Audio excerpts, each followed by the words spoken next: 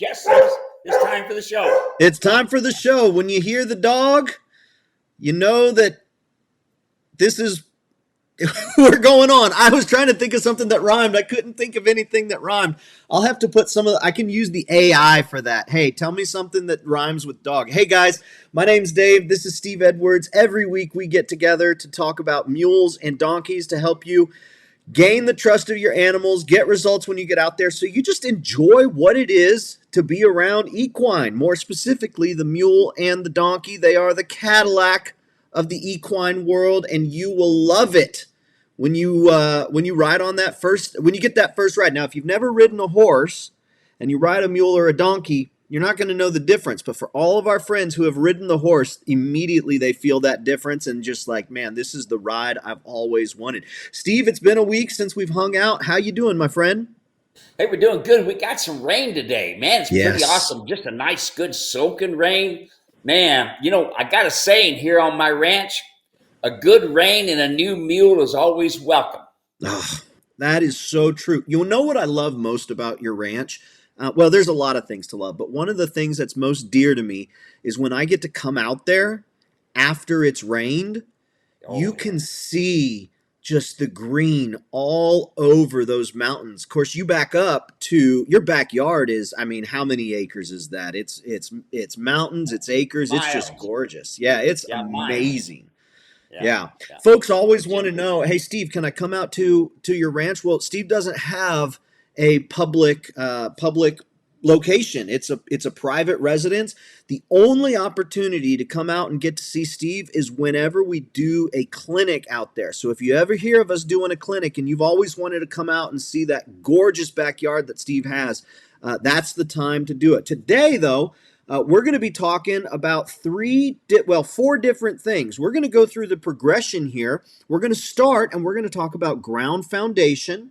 We're going to move into the Mule Riders Martingale. From there, we're going to talk about the leather bridle and the beta bridle. And then we're going to talk about the correctional mouthpiece, the trail rider bit. So a lot of these programs, we're usually taking questions. Today, Steve had it on his heart to go ahead and give a more proper progression on this particular bidding program and what you want to know. So that's what we're talking about today. And as a matter of fact, if you were wondering, this is pre-recorded. So I just want to let you know right up ahead of time that if we're not saying hello to you, that if we're not saying howdy, that's why. And Steve, you want to know why it's pre-recorded? I'm taking my boy to Hollywood Studios, Universal Studios Hollywood, fine. and we're celebrating his 10th birthday. I'm so excited for it.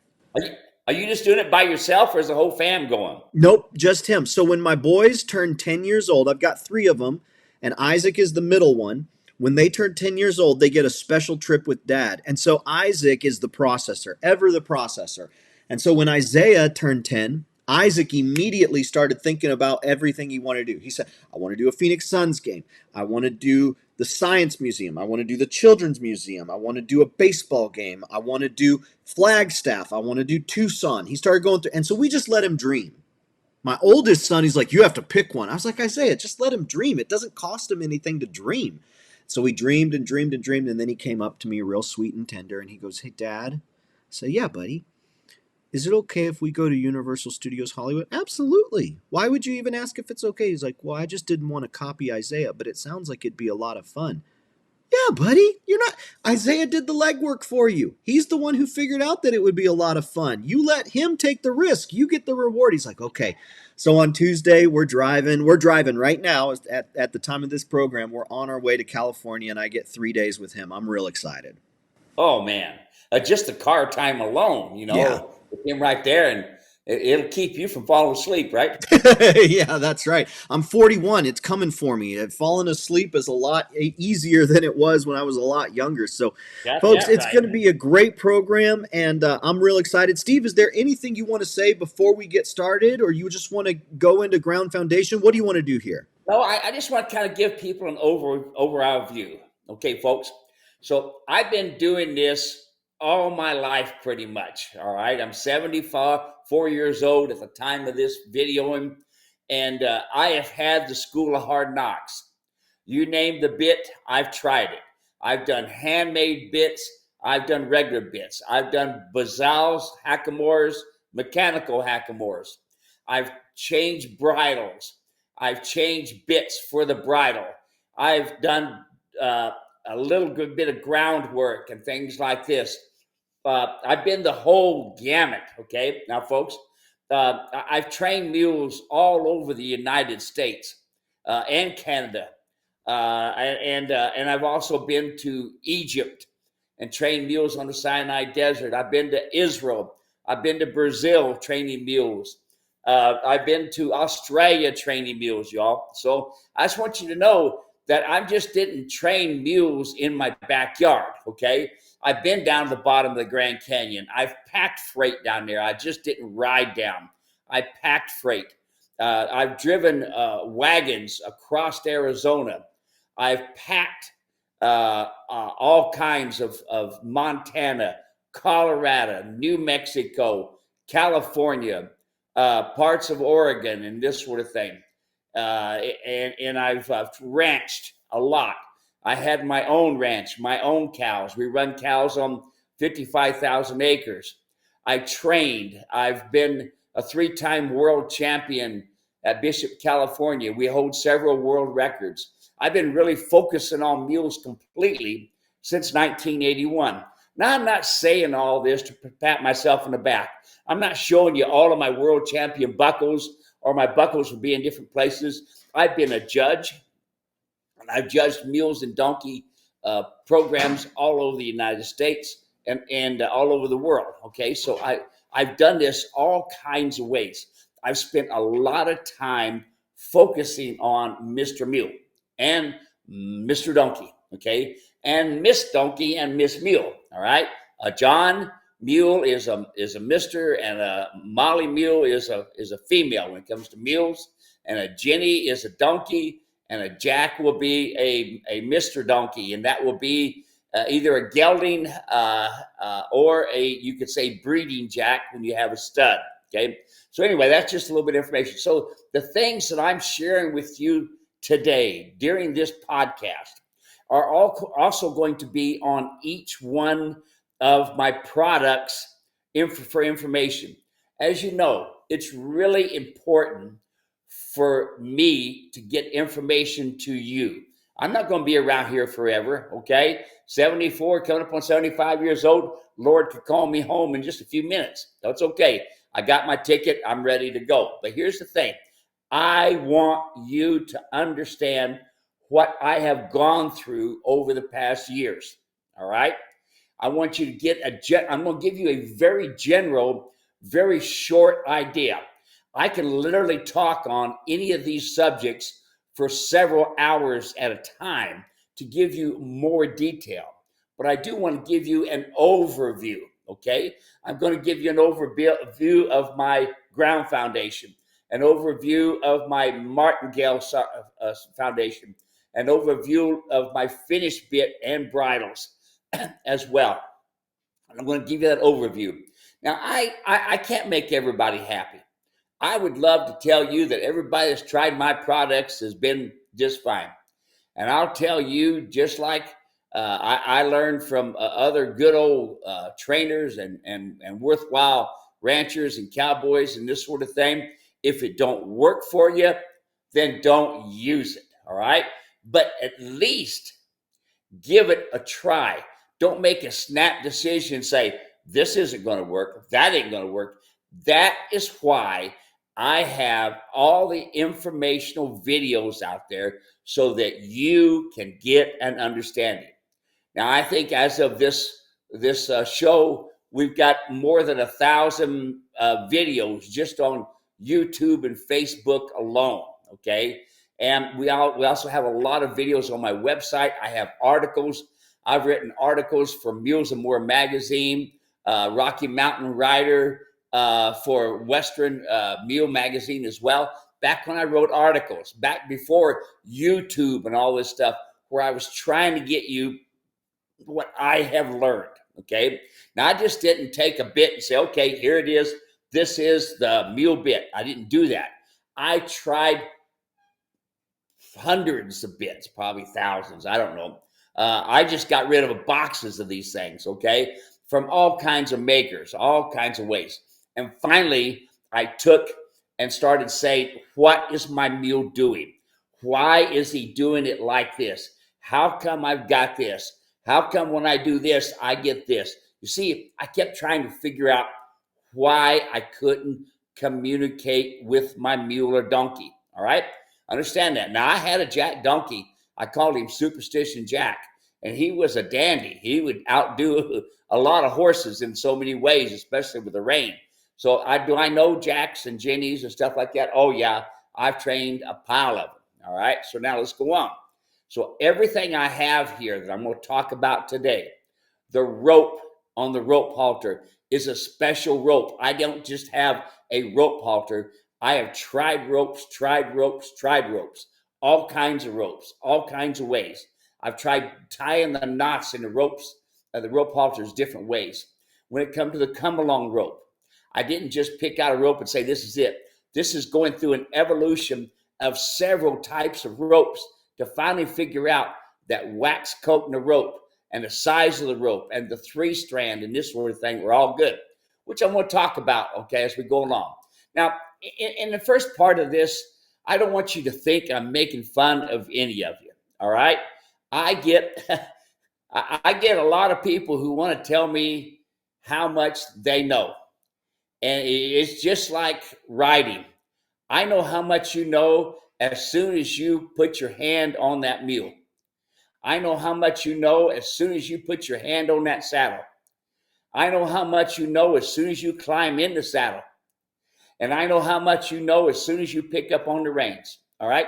Not that I am judging you. It's just that I can see by watching the disposition of the mule and watching the disposition of you, I can see what type of, of knowledge that you have. All right. And understand now, I come from a long ways here. My parents were not in the Western world at all. My dad was in the Air Force. My mom was a mom. Okay, we had an old dog, a couple of different dogs. We had some pigeons. We really didn't know anything about animals or ranching or farming, anything like that. We didn't know a thing. So I didn't get raised with it. All of this knowledge come from my heavenly Father. He gave me this knowledge. My God, through the Holy Spirit of the living God, gave me this knowledge, okay? I couldn't do this on my own without him. So everything I have here, I have to give credit where credit's due, and that is from my heavenly Father, the creator of all heaven, all universe. So I'm gonna show you some different things. Again, it's not that I'm trying to make fun of you. It's just that I see and hear different things. And I want to help you through. I want to give you the information. I have people that tell me all kinds of stuff about how knowledgeable they are. And I listen to them and I say, you got a thimble full of knowledge. And I can tell that, okay? But I don't want to condemn you. I don't want to condemn you. I want to help you. So here we go. Here's our first session. We're going to be talking about, in general, come along ropes and rope halters. Steve, I'll tell you what, one of the things that I really love about our people and the folks we get to hang out with is they want to learn, is they want to hear exactly what it is they're supposed to do. They want to know, they want this information, and we get this question all of the time, where should I begin? And we say, hey, you're here. That's where you're supposed to begin with the knowledge. So that's exciting. So yeah, let's get into it. So Dave is going to be showing you some pictures, some videoing in this session about me adjusting a rope halter and how it's done and why it's done. And he's going to show you in some videos how to put on a come along rope and how to use it a little bit. Again, we're not going to go into a lot of detail, but it's to give you the basics. So where's my start? My start was with a come along rope. It's not with a round pin, okay? It's not with corrals or anything like that. It's just me and my mule and my come along rope. Ask him to come around, okay? So right over left, right over left. And here's the key thing, over top. What people tend to do is they tend to do one of these numbers. Don't do that. Just go over top. Now, this is the key thing. Watch my hands right here. Come on, baby. Okay? I pull up on the first rope. I feed with the second one. Pull up on the first one. Feed with the second one. You see that? Make a nice big loop. Okay? And you hear people say all the time, oh, I don't want to hurt your ears. This mule's in a lot of pain. That's wrong. You paid for that ear. Bend it any way you want it. Okay? Pull it over right ear first, left ear second. Notice I say it. Left brain is now thinking of me. All 5 major neck muscles are soft and relaxed. Throat latch is soft and relaxed. It's not important to put the come along hitch on unless they're like this. Okay? Okay, step 1. I teach my mule by putting my right hand on the pole, left hand on the nose, to drop his head down. Why do I want his head dropped down? I want his head to drop down so it loosens all 5 major neck muscles. You see, when they got their head up high, they're tightening up, they're tensing, and they're trying to protect themselves. When they got their throat latch tight, they're sticking their nose out, they're just trying to protect themselves. You see, you don't realize it. They're trying to tell you, I'm really concerned. Would you slow down a little bit? Would you take a little bit more time? Yes. So my first process is whether you're going to put a halter on, a come-along rope, a bit or bridle or anything. My first prominent thing is, and we've got some video of this to show you. We've got a buckskin mare that we used from Julie from California. Was on one of our clinics, and you can see me drop her head in this video. You'll see it. Okay, so you'll see the dropping of the head, the putting on the come-along rope, and the adjusting the rope halter. So you'll see me putting my hand behind the pole, and I'm not pushing at all. My left hand on the nose, and I'm not pulling at all. I just have it there. And when the mule drops his head, the slightest try I feel in my hands, I take my hand off, put my hand back on. Take my hand off, put my hand back on. Take my hand. Pretty soon the mule's head comes down. That is extremely important. I want my mule, I want my donkey to be just as relaxed when I end as when I begin. If my mule or donkey's head is up high and the nose is off to the right, it is not the proper time to put on a bridle. I know you're excited. I know you want to go ride, and I know it's a pleasurable thing to you. But it's not going to be pleasurable to your mule and donkey if you don't do it relaxed. You didn't buy this mule. You didn't buy this donkey to be all upset. You didn't buy this mule but to do anything but escape the world that you're in. You wanted to wear the hat. You wanted to wear the boots. And you want to look like you know what you're doing. But you have to communicate to your mule and donkey through your hands. Your hands. That's what's important. Your hands do the directing in this sort of thing when you're first doing foundational training on your mule. Not your legs. When you're up in the saddle, the legs and leg cues and side passing and everything is the last thing you're going to be considered of. The idea of training with the come-along rope from the nose is very important because mules and donkeys learn from their nose. They care more about their nose, than they do their mouth. So therefore, it's important that we build a foundation first from the nose with the come-along rope. Now, this is a 6-month program.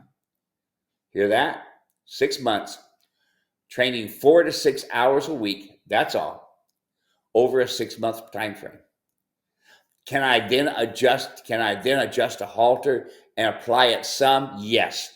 But I'm going to tell you, folks, until you can take and direct the feet with your hands, and until you can get the feet to stand still perfectly quiet and on cue, you could drop the lead rope and walk in and get your curry comb and go back out, clean the feet and curry them off until that mule has total respect for that come along rope and dropping on the ground and sitting there, it is not time to put the halter on. The halter is to be used. Let's talk about the halter now. The halter, the main reason I use it, and we got a video for you, is showing the mule in the halter with the surcingle on, with the breeching on, and moving around. Okay? There is a process that you're going to eventually, you will move the feet. You will move them around. But in the very beginning, you will allow the mule to walk around, do whatever they want to do, and then you start directing the feet. You have already directed the feet with your come along rope. You have already told them what understand whoa means. You've already taught them that. So now the next process, using the surcingle with the adjusted rope halter, is extremely important. You will see how to adjust the halter in the video. You will see how to use it with a surcingle with the video. So you'll understand that. So that's your next process. I'm pushing with my finger over here, asking the head to come over here. Uncomfortable here. Comfortable over here. Got the point? Okay.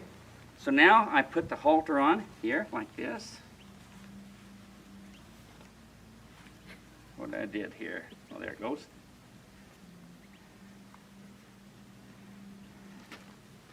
And like I said, I want to pull this on like I'm pulling my socks on.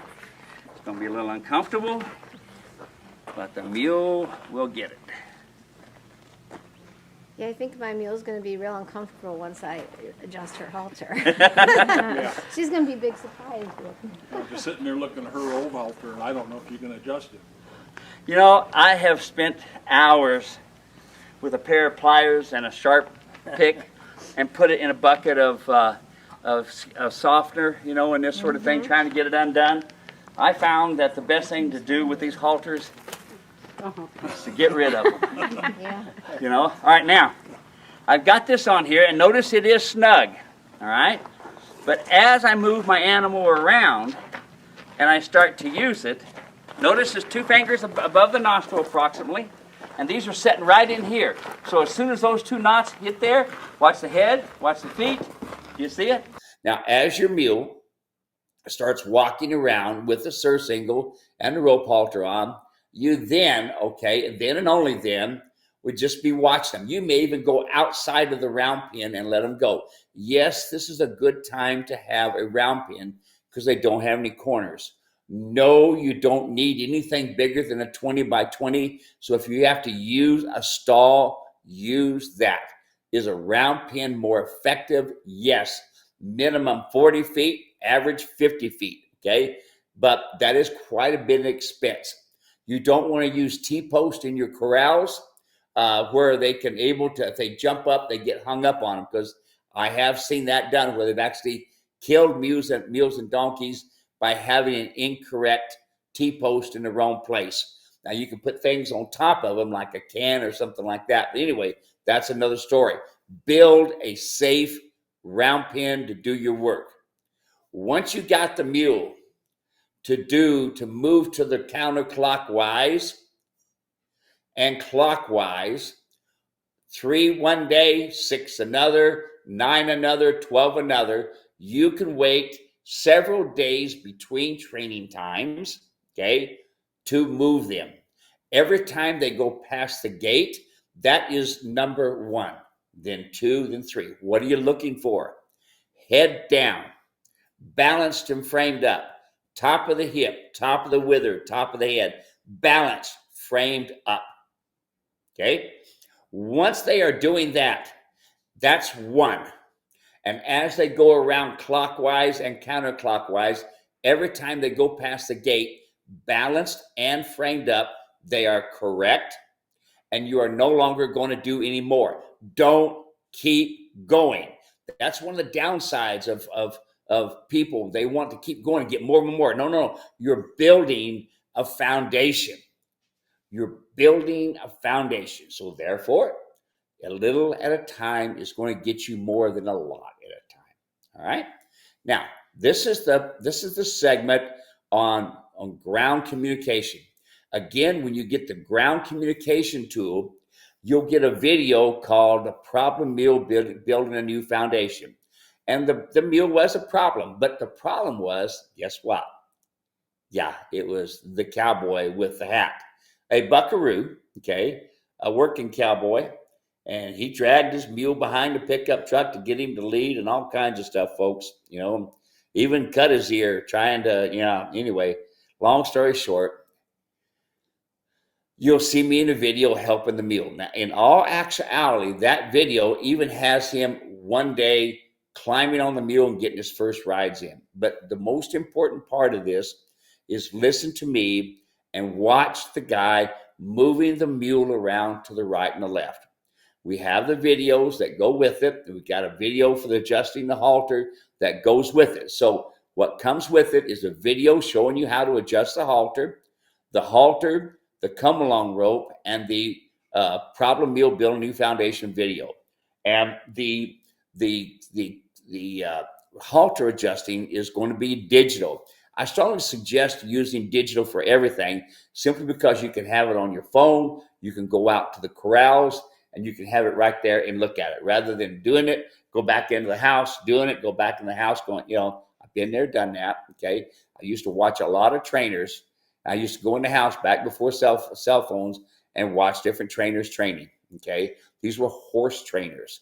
I wish I could have told you they were mule trainers at that time, but they were not any doing things. So here I am. I'm giving you this information. It's free. I'm dropping an F-bomb on you.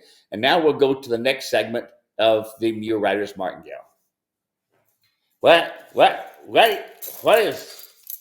is all this stuff? I don't understand. This is how can this possibly work? Oh no! Look at this. Oh, what is this thing? That's a bit. That's horrible. I wouldn't put that in my donkey's mouth. I don't understand this. I wouldn't put that in my mule's mouth.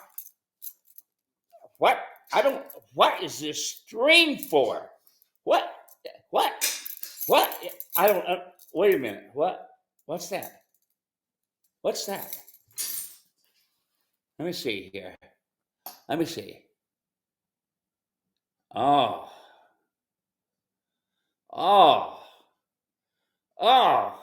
looky there. Let me see here. Oh,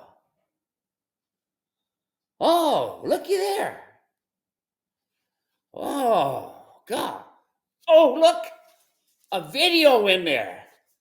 Wow, it says Mule Riders Martingale. Steve Edwards presents. Well, I should have read that part first. Steve Edwards presents Mule Riders Martingale. Queen Valley Mule Ranch, www.muleranch.com. Oh, well, maybe I should watch this thing, and maybe it might answer some questions for me. This guy looks like a cowboy on here. Oh, look, it says training mules with Steve Edwards. Mule Riders. Hey, I bet I can get some info. I think I'm going to go watch this here. All right, here I go. I'm going to go visit with Steve Edwards, and I'm going to go watch the video now. All right, here I go. We see this all the time, especially with horsemen that have already been in the saddle and they've been riding all their life, or they've done it back when they were a kid and now they're doing it again. Okay. And I understand that. Okay, folks, I understand. And I understand that because I've been there, done that. I have tried to figure out, why does my mule and donkey do that? And I've tried to do that with horses way back when I had lower standards. So here I am, and I want to help you. This is free information. Do you get this? Now, I have had all kinds of people tell me that the martingale won't work at different times over my past 40 some plus years of using the Martingale, even back when I was training on horses. It just won't work. And back with horses, I did use a different type of snaffle bit, but I did find out that my Mule Rider's Martingale with this double twisted wire snaffle bit actually gave me, okay, a lot more communication skills. Now, we do have a video of me actually walking behind a person, and that person is walking around, and I'm leading them, and I'm stopping them, and I'm turning them, and this sort of thing. I have lots of video of men and women and kids all doing this same thing. I am teaching them, and I'm teaching folks how little bit you have to move your hands to get the communication done. And in the video, you'll watch me making the person stop, back up, turn to the right, turn to the left. The Mule Rider's Martingale is a fantastic tool. I use it on every single thing that I ride. And until that mule gets consistent with my backup, with my turn to the right, my turn to the left, and my whoa, and until I can do it one-handed, nice and quiet, where normally I would use it two-handed with direct reining, and until I can get that to that point, I am going to use that Martingale exclusively. My average training time is 4 to 6 hours a week, not just corral time, not just round pen time, but out on the side of a mountain time, on the trail time. This Martingale can be used for a variety of things. Understand that you move a mule or a donkey 10 feet, it's a whole nother world. A whole nother thing is going on. Remember, they have flight because of fright. And therefore, that's what kicks in when they go. So you're going to be seeing in here a video of me walking behind a person, stopping them and turning them and this sort of thing. You'll see that done. You'll also see a video that goes with the Martingale, okay? And that's really important. This video right here is showing a mule that was a mule that I trained, and it was an awesome mule. Another person bought the mule, and she still has the mule today. She's somewhere in her 30s. Awesome little mule, but you will see that this mule needed a tune-up. Can I use the Mule Rider's Martingale in a tune-up? Yes, I can.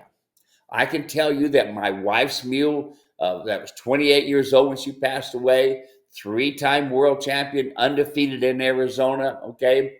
She was an awesome mule, but I still did my come-along work with her. I still put her in a surcingle with the rope halter. I still put her in a surcingle with the Martingale.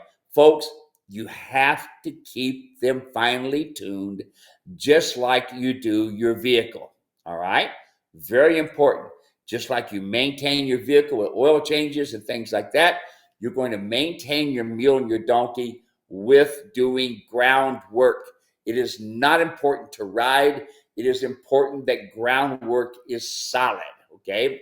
And so in the video that you'll see me going around, you'll see me talking about this mule moving around, and there's nobody on her back. You'll see her throwing a fit at first, and then you'll start seeing her frame up and balance up. She only has the Martingale on her, all right? And you'll see her frame up, top of her head, top of her hip, top of her wither, square it up, okay? You'll see that. And because you'll see that nobody is on her back. This is important, folks. Nobody's on her back, but yet you see the mule starting to do right.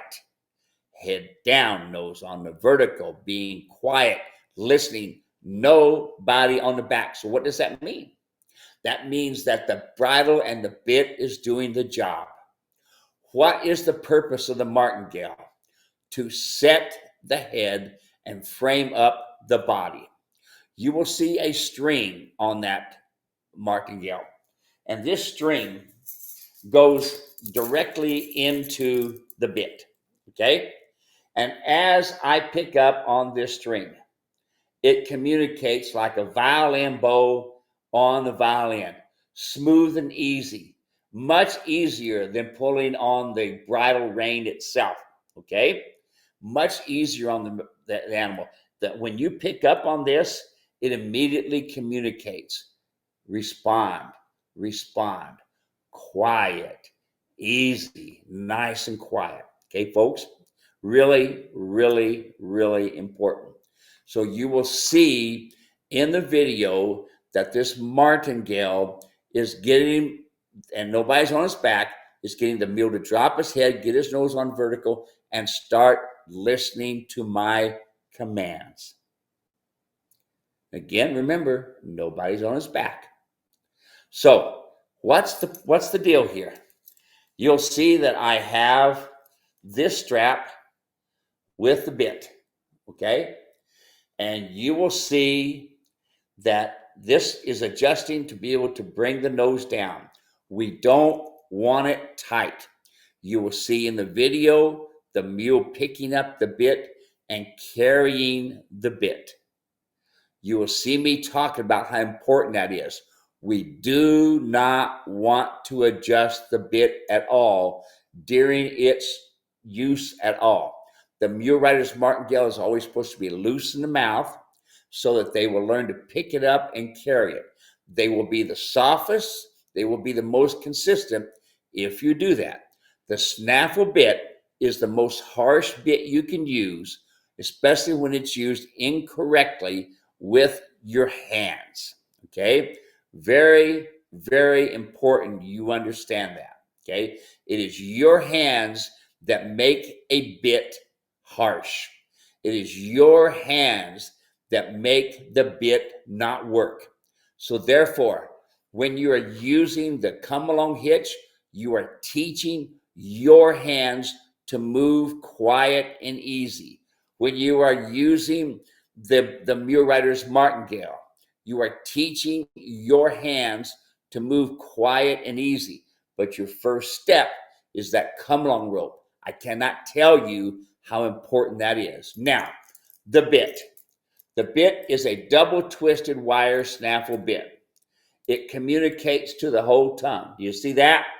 So when we put pressure down upon the tongue, it's not like a regular snaffle bit that pushes on one spot. You see that?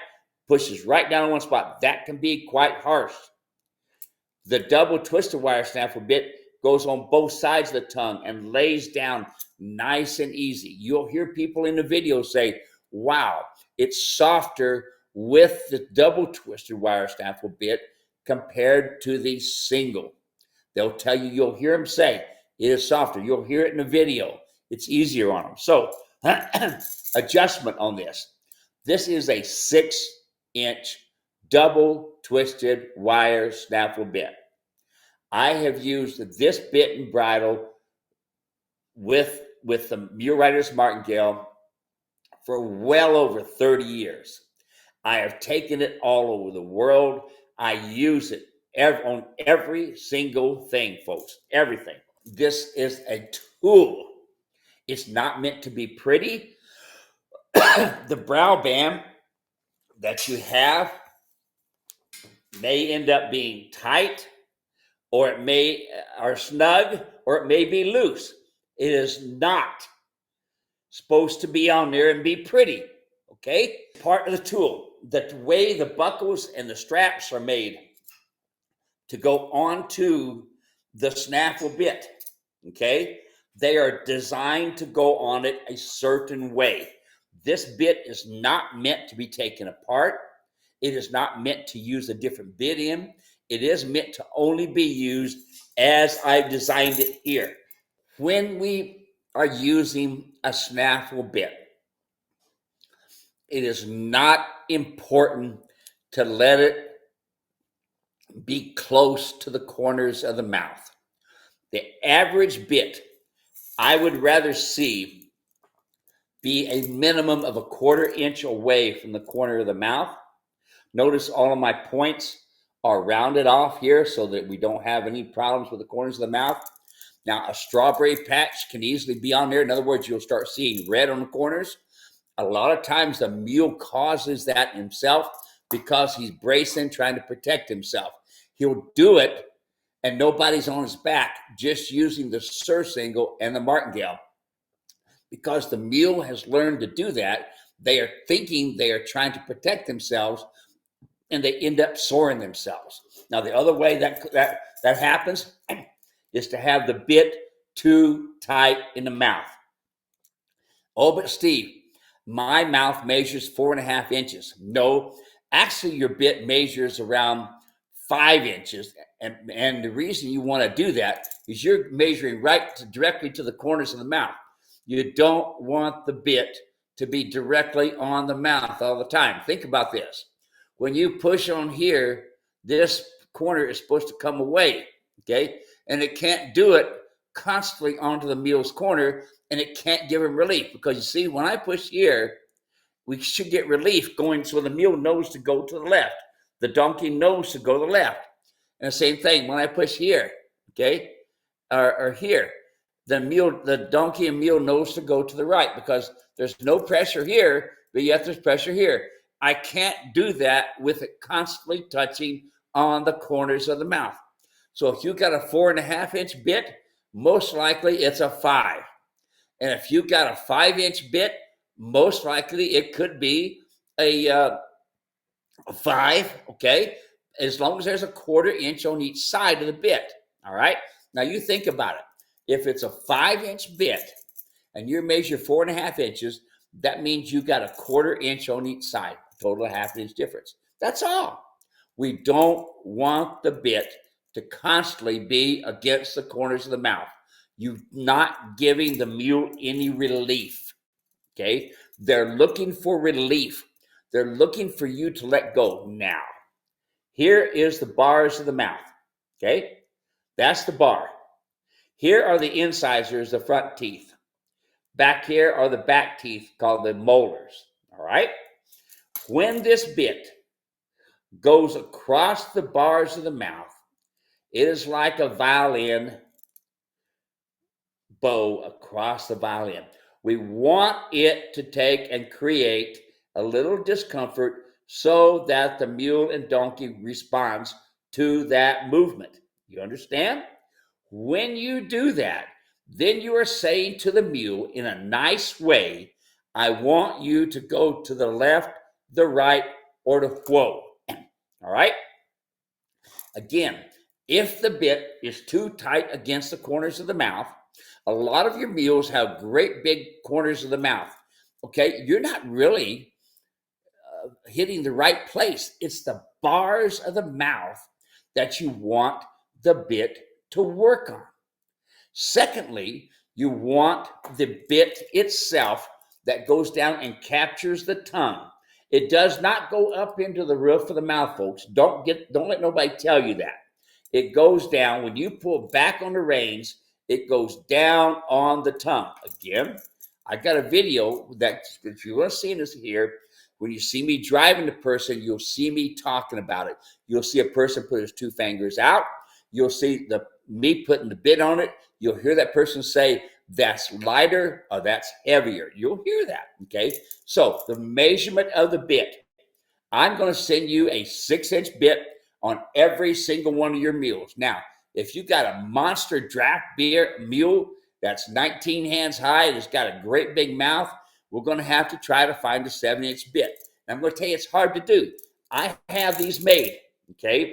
I have these made according to the bit that I got here. Here again, this is how I learned, okay? How I got the bit was originally from an old cowboy, Bill Doherty, years ago, that said when I learned how to train, I would be using this bit.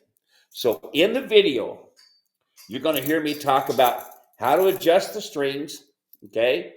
You're going to hear me say, if he gets his nose, this is both with the rope halter and with the martingale, if he gets his nose on the ground, then you have your reins or your baling twine too loose. You want it to be an average of when they can get their head down and not get a bite or touch their nose on the ground. That's usually about the right place. So it depends on where you have your surcingle, set up on the back as to how you adjust the reins on your martingale or the string on your rope halter. You hear me talk about that. So there you go, folks. This is the most important tool. If you, those of you that are using the come along rope and you think that's a great tool, you wait till you use this. Use it correctly. Use it on a trail. Use it punching cows. Use it going hunting. Remember, you move a mule 10 feet, it's a whole new world. And here's the biggest problem, folks. Again, it's your timing, not the mule's fault, not the donkey's fault. It's your timing. If you don't have the timing, your bridle and bit are not going to be as good a communication as if you were having good timing. So there's where the come along rope, there's where the groundwork comes in, that you will build timing using that. You will build timing using the mule rider's martingale. You can use it, put the bit on your foot and sit back and watch TV and give your hands direction and impulsion. Now, here's your hands. Let's talk about your hands. Right here is the horn. All right? That's your horn on your saddle. Here are my hands. My hands are as wide as my pommel. My pommel is that swell in the front that my horn sits on. Here are my hands. Okay? This is really, really important. Don't ever pull past this and try to turn your mule. All you're doing is making your mule do it. You're not showing them a direction. You're making them upset. And yes, in the very beginning, you're starting to get something. But one day, when you pull real hard here, they're going to run right through their shoulder and try to get away from you. Not the mule's fault. All they're trying to do is protect themselves. That's all they're doing. So here's my hands. Again, watch you can get the video that I strongly suggest you get. It's called Basic Equitation. You'll see me talking about this and using my hands. So here's my hands, all right? If I drop my hand, I'm going to drop the shoulder. If I lift up my hand, I'm going to lift up the shoulder. I don't want to move the shoulders when I'm first building a neck rein. I don't want to use my legs when I'm first building a neck rein. I know you horsemen are used to doing that, but you don't need all that information to a mule.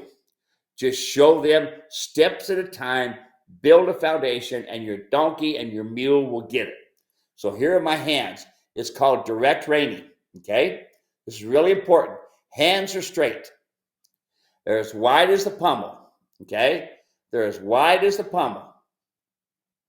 So I'm going to go direction, impulsion. And I'm going to sit here and wait. Notice my left hand is going no farther than my horn. Don't ever go past the horn. You do, and you're going to start pulling on your mule. You will teach your mule to run through the shoulder, and you will start developing bad habits. So I'm going to wait here until the head and the nose turn. Split second they do, I'm going to go back to neutral position. Then I'm going to pick up my hands immediately, and I'm going to do the same thing. Notice my hands are moving like they have the strap that goes from, your reins go from place to place. So it's going to look like this, okay? It's going to look like this. Your reins are going to be crossed like this. You're going to say direction, impulsion. My left hand is going to sit there and wait. And the mule's going to wait. And you're going to sit there and wait. And you're going to be patient. And as soon as the mule drops his head, maybe even turns his nose, I'm going to go back to neutral position. Okay? Back to neutral position. Again, as soon as I do that, direction, impulsion, and I wait. That's all I'm going to move. Now the mule's head is going to drop his head and move his shoulder. All right. When he does, I'm going to go back to neutral position. Now, as quickly as I do that, I just gave the mule what he's looking for. Relief. Relief. Again, that's why I don't want the bit started tight against their mouth. So direction, impulsion. And I wait. And I wait.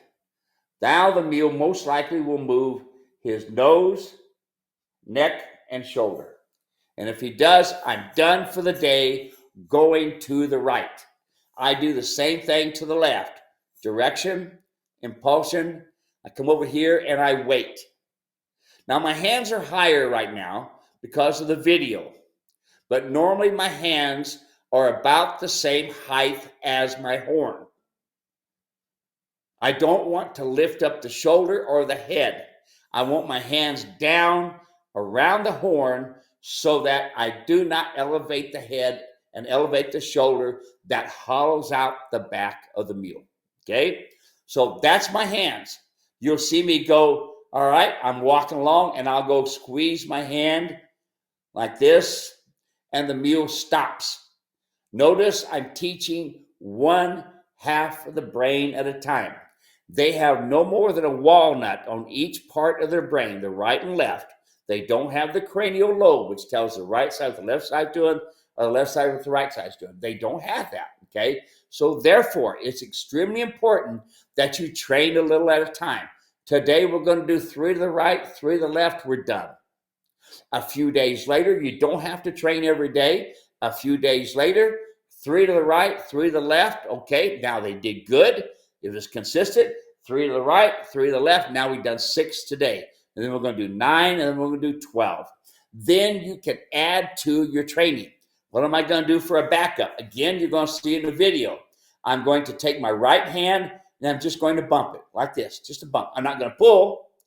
I'm just going to bump and wait. All of a sudden, the mule's nose drops. I wait. I get quiet, okay? And now I take and do it again. Sorry, I didn't have my hands wide enough. Now I'm going to bump again. Just bumping. Notice bumping, bumping, bumping. Left hand is quiet. Therefore, my left brain does nothing. Bumping, bumping, bumping, bumping. The mule drops his head. He's thinking he's going to get what he wants. But now you're still bumping. So then he moves his shoulders.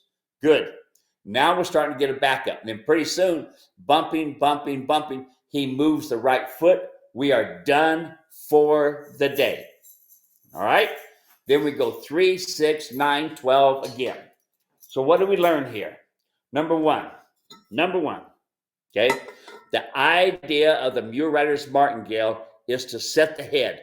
Most of you do not have an idea about the head being down and nose on the vertical.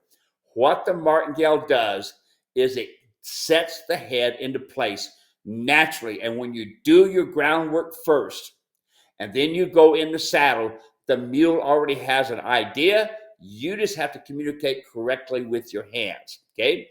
The second part that the mule rider's martingale does, it keeps your mule from running off and possibly even bucking, okay? Because when they hit that bit, it makes them very uncomfortable and they don't want to hit that bit, okay? So this will be a multi-purpose using the mule rider's martingale.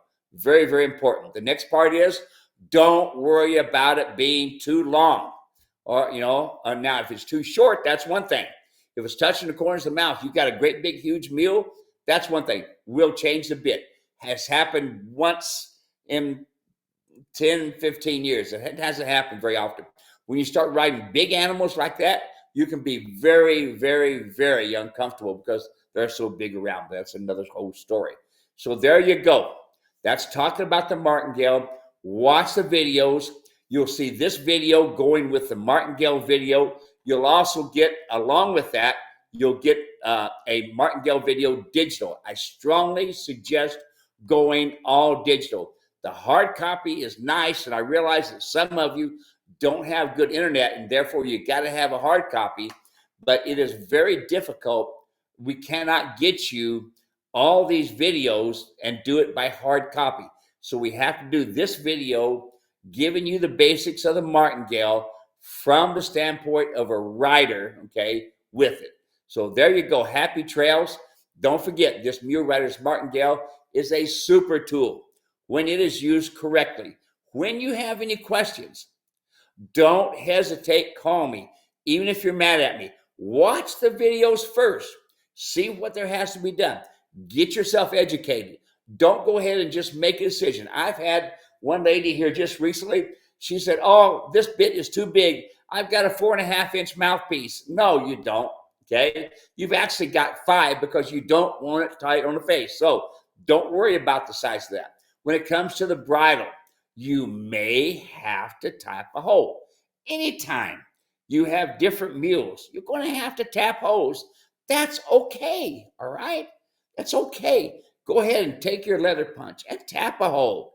You'll need to do that on your breechings, on your breast collars, on your bridles, all of them. Okay. So thank you very much for watching this video. Again, we've got all that information out there, YouTube and Facebook, and on my website is there to help you.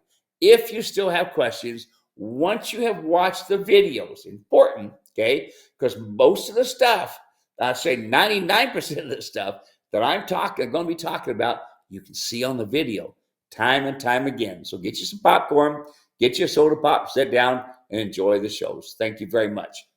So, Steve, one thing that I want to say for folks watching today about the videos, a lot of times folks will think, well, I need to be on the phone with him. And what you'll find is that as sharp as anybody can be, Steve, myself, anybody else, when we sit down and record a video and we sit down and we write something out, we are giving you our very best focused attention in the moment with those videos.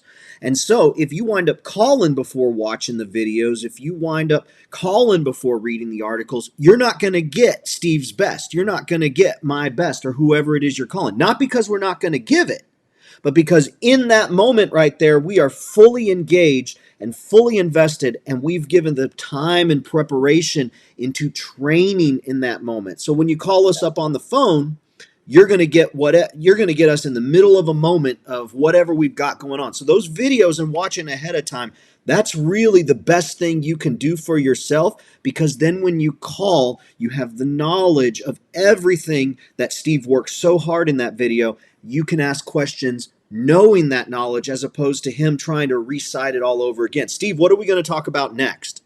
Okay, so in our next segment, we're going to be talking about a finished bridle, a finished bit, what that looks like, and understanding the differences. Now, you'll notice, folks, on my pictures talking about the Trail Rider bit, you'll see 2 bits laying on the ground, okay, laying on the table. You'll see how my bit comes up off the table. You'll see how the horse bit lays flat on the table. So watch this next segment, and I hope you enjoy it. Let me know what I can do to help you. Okay, so folks, here I want to talk about your finish work. And this is really important. So many people will look at these different tools that I have designed, and they say this won't work, or it's too big, or it's too small, or I don't understand it. Okay, I'm trying my best to give you that information here. Now, as I want to just to basically give you an idea of what's going on, I also have on this bit, you'll see 2 of them laying on the table, and you'll see my bit, how it's up a little bit. That's because I want it back in the mouth a little bit more so that I get that rollover, I get the bending at the pole, and I don't have the bit banging on the mule's mouth right off the bat. Now, I can tell you that as these bits get going, all right, and as the mouth gets going, the mule will start going longer in the tooth, all right? So it's going to make the upper and the lower part of the shelf come down. And that's really important we understand that. So, and when we are putting a finished bit in the mouth, we want them to pick it up and pack it. We don't want to create 1 wrinkle or 2 wrinkles, okay? We want to have them be comfortable and pick up the bit and pack it. Because when you first see this and you look at it, you're thinking that is a horrible weapon. It is a horrible weapon in the wrong hands. It is a wonderful tool when it is used correctly. I used a double twisted wire chain here on the bottom, 2 of them together, because what it does is it creates a nice feel to the nerves. Yes, you have nerves underneath the chin. It gives a nice feel underneath here so that you don't have to crank on it hard. If you got leather, you don't get the response that you need to have. Now, it's called a correctional mouthpiece. So if I want to just pick up the shoulder on one side, I can do that. If I want to go right, left, I can do that, okay? Now, the curb chain needs to be adjusted so that there's 2 fingers between the bottom of the curb chain and underneath the chin.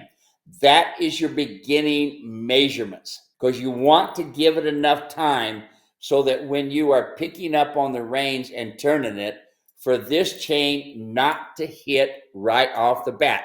Again, you want to use with any of your bits, asking, telling, demanding, okay? So when you are asking, you are picking up on this rein, you are touching the bars of the mouth. That is very, very important on all bits. Very important. I use sweet iron. That's why this is dark. I will use sweet iron so it will create moisture. I do not use copper or brass. That ends up making saliva sometimes, but on most of them, they'll start gapping their mouth and get a dry mouth, and they don't do very good with it, okay? But this type of bit creates a nice, soft mouth, okay? The pitchel right here has got the right length. And right here we have, this is, it's actually an old Army shank.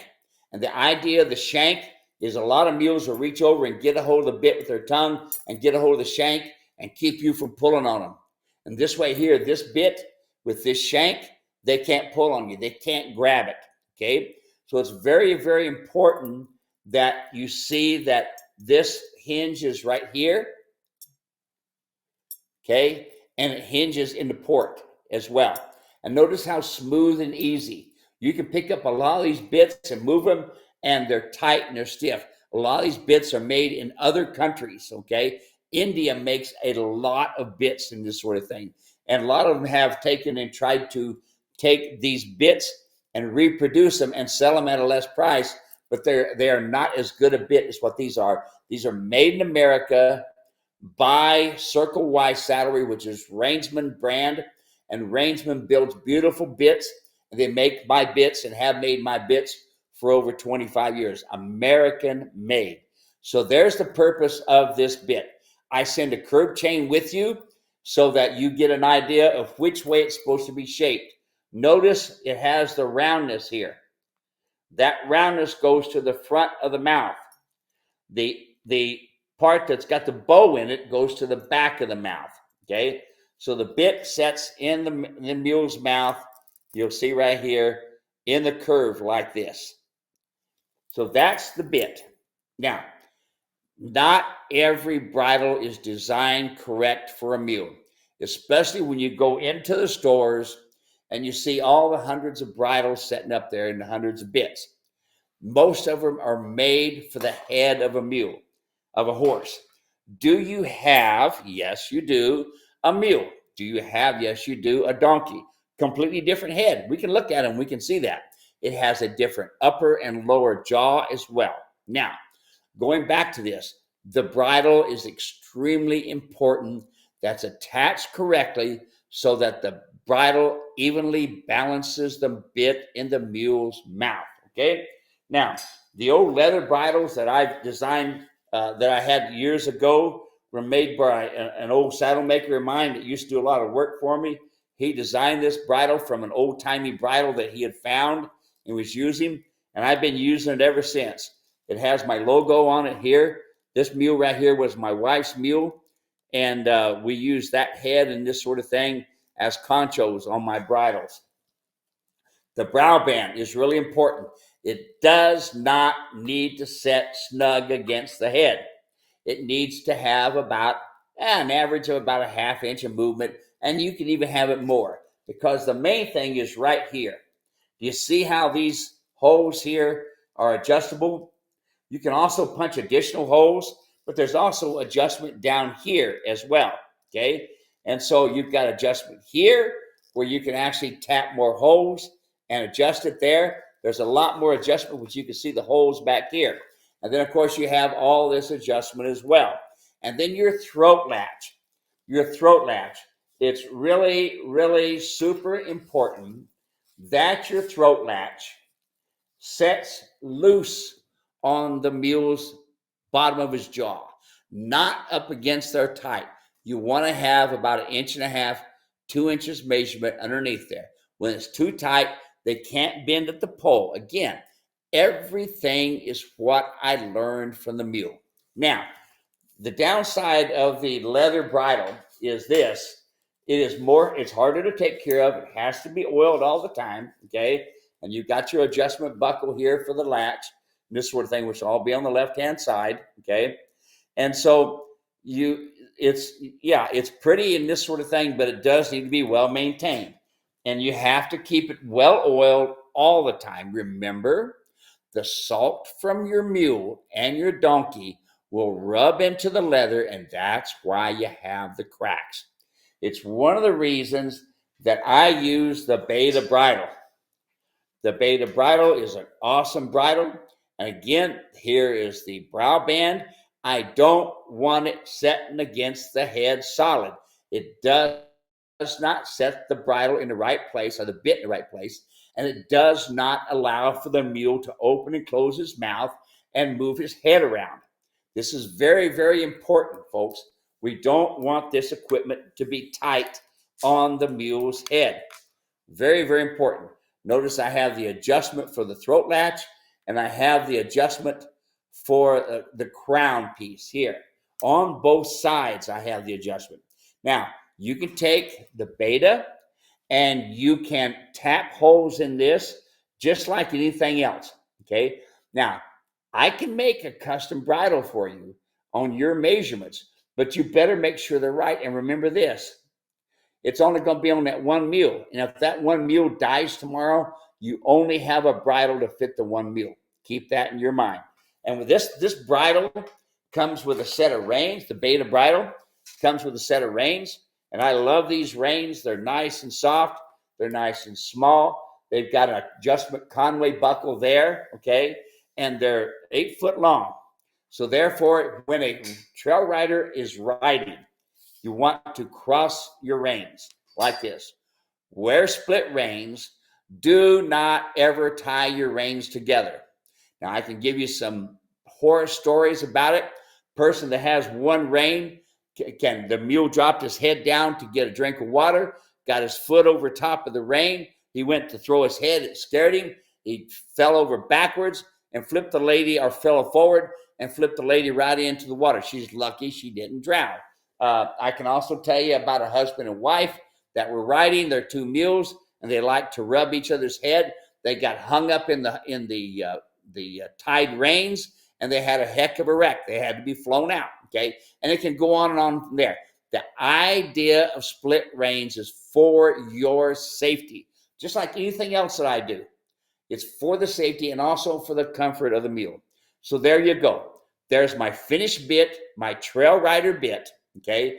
I'm sorry I don't have other videos on it, because this trail rider bit, it really needs to be on very few mules. If you can side pass, turn on the forehand, turn on the hindquarters, on 80% off your legs and 20% off your hands, you can look at having the trail rider bit as part of your riding system, okay? Now, hopefully this will help you.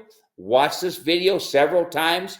I've got a lot of other videos on YouTube, on Facebook, that you'll see a lot of information too. Subscribe to my my newsletter, and which comes out, and you'll be able to see the different months and days and this sort of thing of the month. and we got a lot of information on there. Again, if you need information, you can text me at 602-999-6853. Hey, Steve, I have a question about my mule, and I'll get a hold of you. When you write me an email, write me a simple, short email. When you take a picture, shoot a picture of the mule from 10 foot back, only from the side, not directly from the corners or either the corners, directly from the side so that I can see it.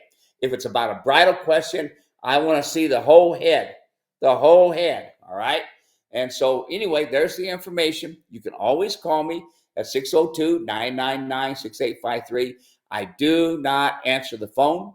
I will call you back.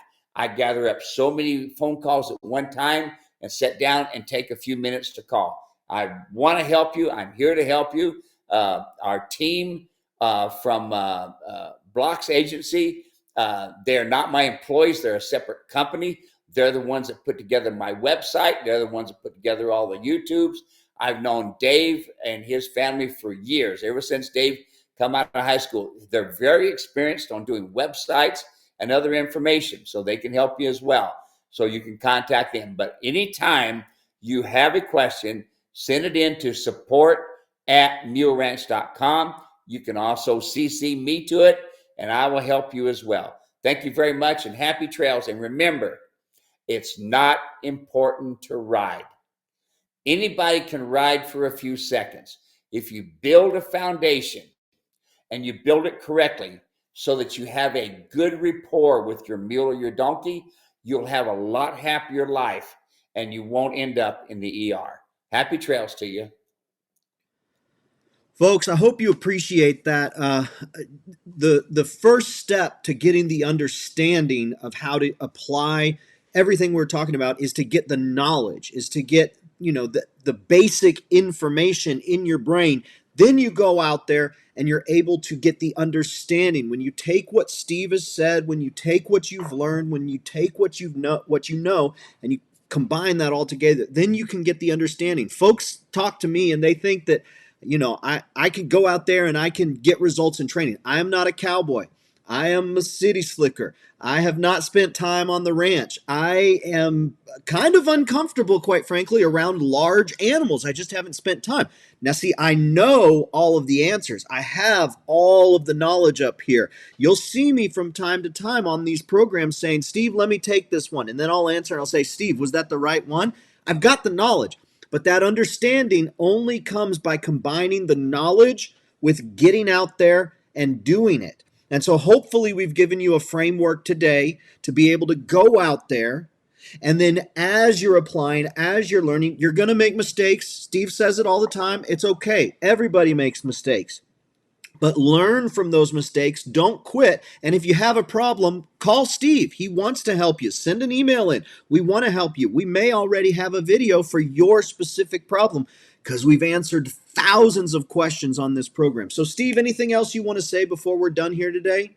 No, I really appreciate everybody. I'm looking forward to this next year. Hopefully we're going to make some changes in this next year to help you all get a better understanding. I know that this digital stuff, this computer stuff is for the younger guys like Dave here and his kids, his wife. It's not for us old long-haired in the tooth things, but we want to help you, okay? All the videos that you see are because of what Dave has put together, okay? And he sees the necessity. Well, the good thing about having Dave is Dave comes from a part of, I don't understand. I don't know. So I'm able to take his I don't know and I don't understand and place it into words and help you. Can I help with every single question? No. Do I want to try to help you? I'll try to find an answer because we get a lot of unique stuff. So thank you very much, folks, and happy trails. And hopefully this podcast will help you out. And I'm looking for a new podcast for later on. I got some of you I want to call. We got a lot of interesting people coming in. And hey, happy trails to you. God bless everyone. Take care. Bye-bye. Blessings. Bye-bye.